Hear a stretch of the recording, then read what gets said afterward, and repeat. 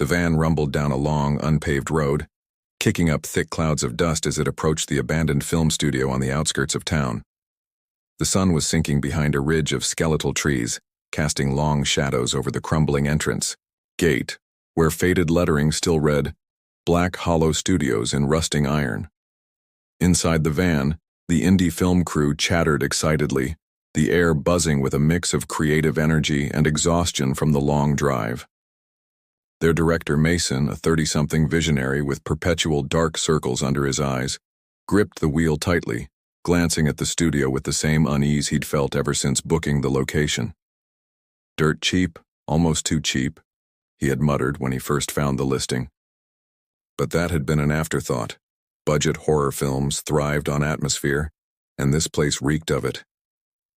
The crew spilled out of the van, stretching their stiff limbs and taking in their surroundings. The main soundstage stood at the center of the lot like a rotting corpse of old Hollywood dreams, its massive wooden doors warped and splintering, the paint peeling away in jagged strips. A few smaller buildings flanked it, an abandoned dressing room, a gutted editing suite, and a prop storage facility still packed with dust-covered relics of films never finished. Theo, the producer and self-proclaimed realist of the group, adjusted his glasses and wrinkled his nose. "Smells like a flooded basement," he grumbled. He wasn't wrong. The air carried a heavy, damp odor, something like wet earth mixed with spoiled meat. "Adds to the vibe," joked Lucy, the lead actress, flipping, her long, raven-black hair and striding ahead. She was eager to explore, always drawn to places with a macabre history. A thin man in a stained button-up shirt emerged from the shadows near the entrance, startling them. "You the crew?" he rasped, his voice a mix of cigarette smoke and graveyard dirt. This was Roy, the so-called caretaker, though it was clear he hadn't done much caretaking in years. He had deep lines on his face, his eyes sunken and darting as if he hadn't slept in weeks or didn't want to. Mason stepped forward and nodded. "We're here for the week. Got the keys?" Roy held up a ring of old brass keys but hesitated before handing them over. "Wrap up before midnight," he muttered, his voice barely above a whisper. The crew exchanged glances. "Why?" Mason asked, trying to keep his tone light. Roy's lips pressed into a tight line. "This place don't like people staying too long." There was a beat of silence before Theo clapped his hands together, forcing a laugh. "All right, well, thanks for the ominous warning, man. We'll be fine." Roy didn't laugh.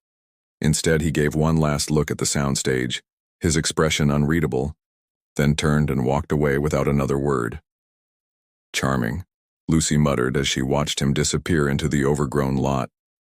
Pushing aside the unease, the crew unloaded their gear and stepped inside the soundstage. The moment they crossed the threshold, the temperature dropped noticeably as if they had walked into a crypt. The massive space was eerily silent, except for the distant sound of dripping water, or something like water. The walls, made of old, soundproofing material, were stained with dark patches, some of which still looked wet. The wooden floor creaked underfoot as if protesting their presence. "Damn, this place is straight out of a ghost story," muttered Omar, the boom operator, adjusting his equipment.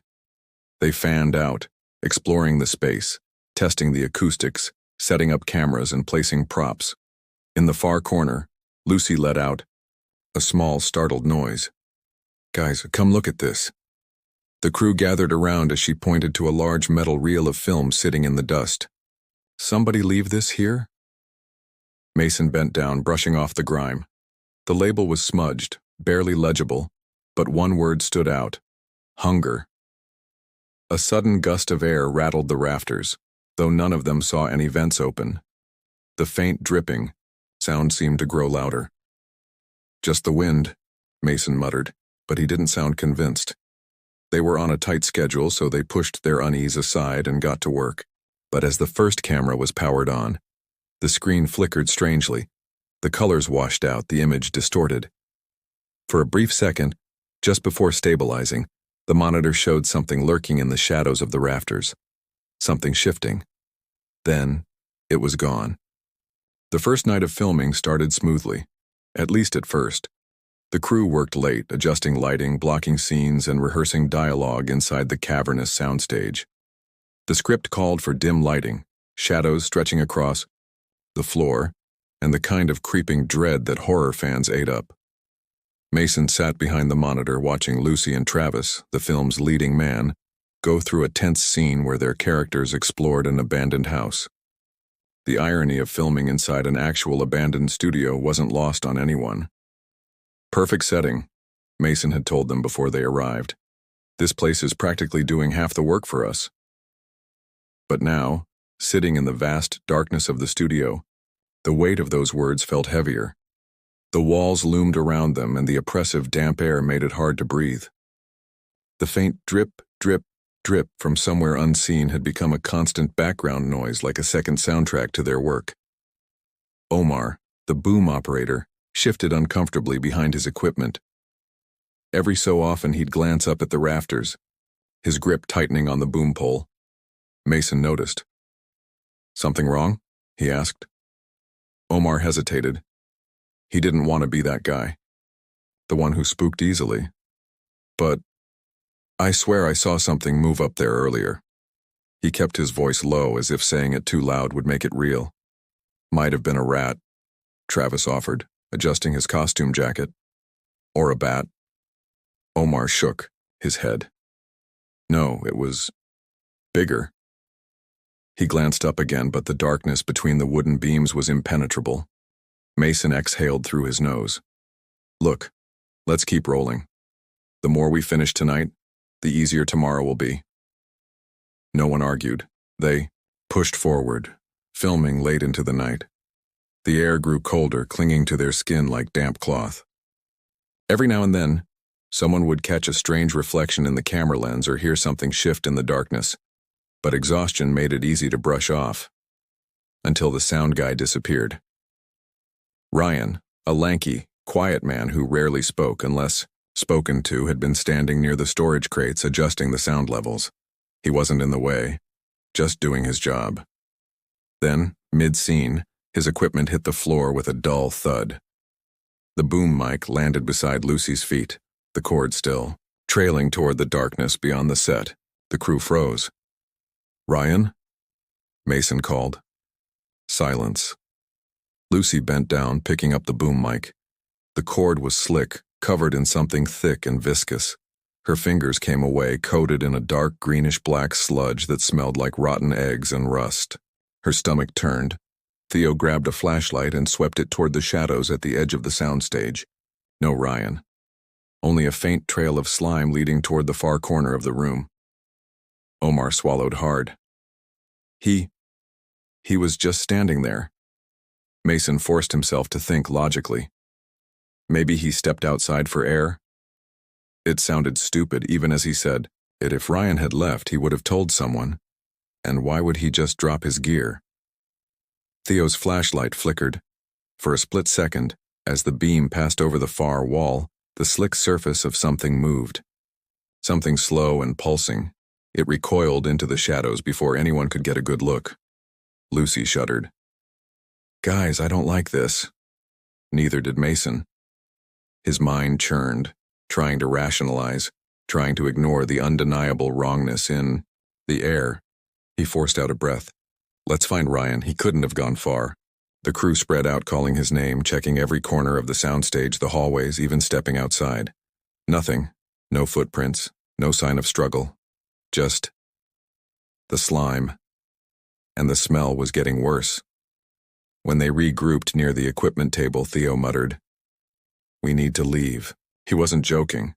The easygoing producer, the guy who always found a reason to laugh, was pale. Mason ran a hand through his hair, frustration bubbling in his chest. "We can't just leave him." Then, the lights flickered. The old industrial bulbs overhead buzzed violently, dimming and surging back to life in rapid succession. In that erratic strobing light, something moved at the far end of the room, a dark, glistening shape, low to the ground. Wide, it slid forward a few inches before collapsing into itself like melting wax. Then the lights went out completely. Darkness. Wet, squelching sound. Lucy's sharp inhale. Theo's whispered curse. Mason's pulse hammering in his throat. Then the emergency lights kicked on, a dim, reddish glow flooding the space. The thing was gone. Only the slick trail of slime remained, leading deeper into the studio. The air inside the studio had changed. It was thicker now, clinging to the walls and their skin like a living thing. A faint squelching sound echoed from the darkened corners, but no one wanted to be the one to acknowledge it.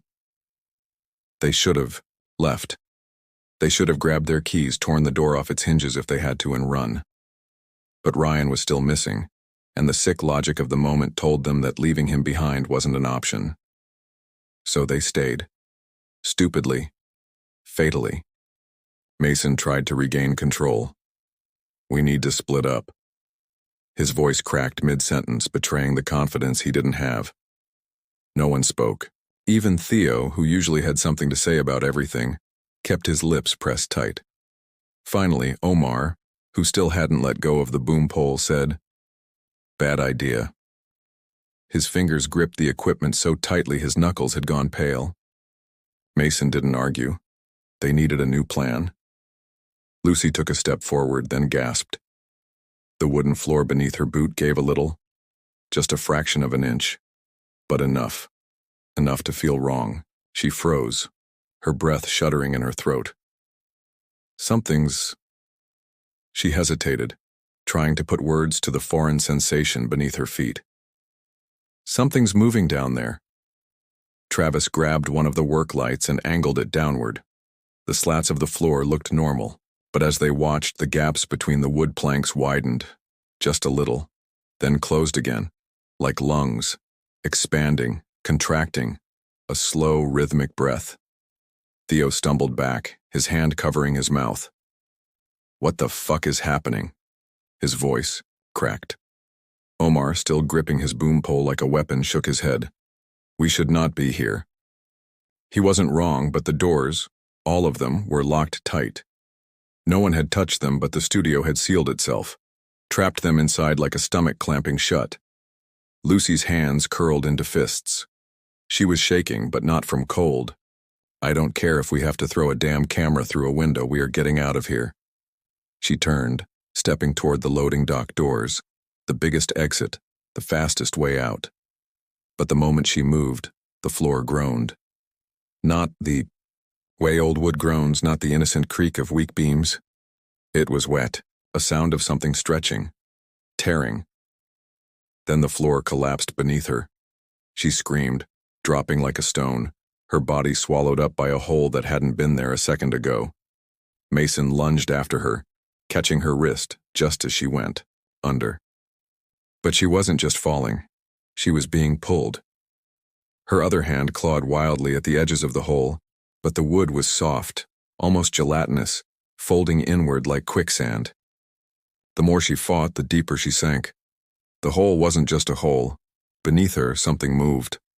A dark, pulsing shape churned below the slats, shifting like gelatin made of oil and shadows. It wasn't just dragging her down. It was consuming. Mason tightened his grip, but the slime was slick. She was slipping. "Help me," he shouted. Theo and Travis snapped out of their horror and lunged forward, grabbing Mason's shoulders as he fought to hold on. Lucy thrashed, her fingers sinking into the edges of the floor like it was made of flesh instead of wood. "It's pulling me in," she gasped, kicking wildly, her boot connecting with something below. Something soft, rubbery, alive. Then the smell. Hit them, rot, decay. Meat left in the sun for weeks. Theo gagged, nearly letting go. Mason gritted his teeth and pulled harder. The hole widened. The boards at the edges split, stretching like an open wound, revealing something beneath that was never meant to be seen. Then it screamed. Not Lucy. The floor. The entire studio shuddered. The walls groaned. The air vibrated. And the noise. A wet, shrieking wail came from beneath them. From inside the building itself. A fresh gush of slime erupted upward, coating Lucy's arms, Mason's hands, their clothes. It was hot, thick, and moving on its own. Mason felt something wiggle against his wrist. He barely fought back a scream, and then Lucy tore free. With one final yank, she broke loose, landing hard on the boards beside them. The hole snapped shut like a mouth slamming closed. Silence. Just the sound of their ragged breathing. Lucy coughed, spitting out slime, her entire body trembling. Mason grabbed her shoulders. "Are you okay?" She looked at him, then at her arms. The slime had already soaked into her skin. Her eyes widened. "It's cold." No, it wasn't. Mason could feel it. The slime had been hot. But now, her skin was pale, clammy. Her veins looked darker than before. Travis scrambled backward, staring at the floor like it might open up again. "We have to get the fuck out of here." No one argued. They had to leave. But the studio wasn't done with them yet. The silence after Lucy's rescue didn't last. Nothing did in this place. The air vibrated with something unspoken, something they could feel pressing in but couldn't quite name. It was inside them now. The wrongness. Mason could still feel the slime on his hands even though he'd wiped them on his jeans so hard his skin burned. Lucy sat against the wall, her chest rising and falling too fast, too shallow. She was shaking. Not from the cold, from something else. She rubbed at her arms absent-mindedly, but the veins just beneath her skin were too dark now, as if the slime had slithered inside. Omar adjusted his grip on the boom pole, shifting from foot to foot like he wanted to say something, but couldn't find the right words. No one else was talking either, maybe because no one wanted to acknowledge what they had seen. The floor had breathed, the walls had moaned. Lucy had nearly been swallowed, and yet, the most terrifying part wasn't what had happened. It was that the studio still felt hungry. Travis cleared his throat. "We have to go." His voice was hoarse, as if something had been squeezing it shut. No one argued. Mason pulled Lucy to her feet. She was lighter than she should have been. He ignored the way that thought curdled in his gut and helped steady her. Omar pointed toward the far wall. "The back door, near the dressing rooms. We never tried it." They moved quickly, their boots thudding against the warped floorboards, but with every step the smell thickened. Rotting meat, swamp water left too long in the sun. Mason breathed through his mouth, but it coated his tongue. Anyway. Then, Theo stopped walking. Mason barely noticed at first. His mind was too focused on the exit ahead, on freedom, but when Theo didn't start moving again, Mason turned. Theo wasn't looking at the door. He was staring at the floor. More specifically, at their footprints, or the lack of them. Mason frowned. They had walked across dust-covered boards just minutes ago. There had been smudges, scuffs, marks that proved they had been there. But now? Nothing. It was as if the floor had never been touched, as if it had eaten their footprints. Theo took a slow step backward, his hands trembling. He turned, looking at the path they had taken. The dust was undisturbed, no smears, no evidence. Lucy swallowed hard, her breath turning shallow again. "It's erasing us." No one questioned it. The evidence was right in front of them. The studio was digesting them piece by piece. Move. Now. Mason didn't mean to yell, but the words burst out of him, his nerves snapping like overstretched wires. They ran. Every step forward felt like running through deep mud, like something unseen was pulling them back. The hallway leading to the back door stretched on for too long. It should have taken 10, maybe 15 seconds to reach the end. But the faster they ran, the further the door seemed. And then, Theo tripped. 1 second he was there. The next, he was just gone. Not falling. Not slipping, just vanishing. One blink he was ahead of them. The next the hallway was empty. Lucy screamed. Mason skidded to a stop, almost losing his footing. Theo was gone. No hole in the floor. No trail of slime. No sign he had ever been there. "Theo!" Travis bellowed, his voice raw. It echoed strangely, warping, stretching, like the studio itself was chewing on it. And then, the footsteps behind them stopped. They all turned at the same time. Back the way they had come, there were footprints in the dust again. But they weren't their footprints. They belonged to someone else. They led toward them, fast, unbroken, running. But there was no one making them, just prints. Coming closer. The footsteps stopped just feet away from them, but the air still crackled with movement. The silence wasn't empty. It was thick, layered, alive. The dust beneath the fresh footprints shifted, as if something unseen still stood there watching. Mason clenched his fists, heart hammering against his ribs, sweat slicking his palms despite the freezing air. Lucy whimpered under her breath. She wasn't crying. Not yet. But her hands had curled into her sleeves, gripping the fabric so tight her knuckles had gone white. Omar was the first to move, not forward, but back, slowly, carefully, like prey trying not to startle a predator. "We can't stay here," he whispered, voice barely audible. "We need a groan. Deep, wet, inside the walls." The studio was moving again. Mason could feel it beneath his feet, the wooden floor softening, sinking, rippling. It was breathing them in. Then the lights flickered. And with the flickering, the walls changed, no longer peeling, water-stained plaster, no longer warped wood and silent decay. They were covered in film, strips of celluloid, stretched like skin. Travis swore under his breath, taking a stumbling step back as the film began to move. It wasn't a reel playing in a projector. There was no light, no screen. It was playing on the walls themselves. Mason forced himself to look. At first, it was nothing but grainy static. The warped flicker of old film left too long in some forgotten storage room. Then shadows. Figures blurred at the edges, moving through a space that looked familiar. Mason's breath caught. It was the studio. But not as it was now.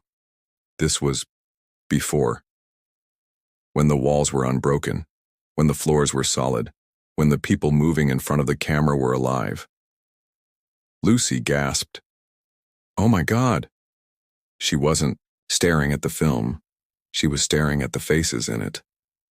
Mason turned back, his stomach turning itself inside out. It wasn't just any crew. It was them. Omar gripping his boom pole, Travis adjusting a light, Lucy sitting in a chair, script in hand, laughing at something just off-screen. A perfect recreation of them, their movements, down to what they had been wearing that morning. Mason wasn't in the shot, but he knew what was coming next, knew what had to be coming. The film shuddered, flickered. The scene jumped. This time, the faces weren't right. Their smiles had stretched too far, their eyes hollowed, and behind them, something moved, something black, wet, shifting. It was rising from the floor, just like before. Lucy made a strangled noise, stumbling back. No, the film jumped again. Now the crew on screen was gone.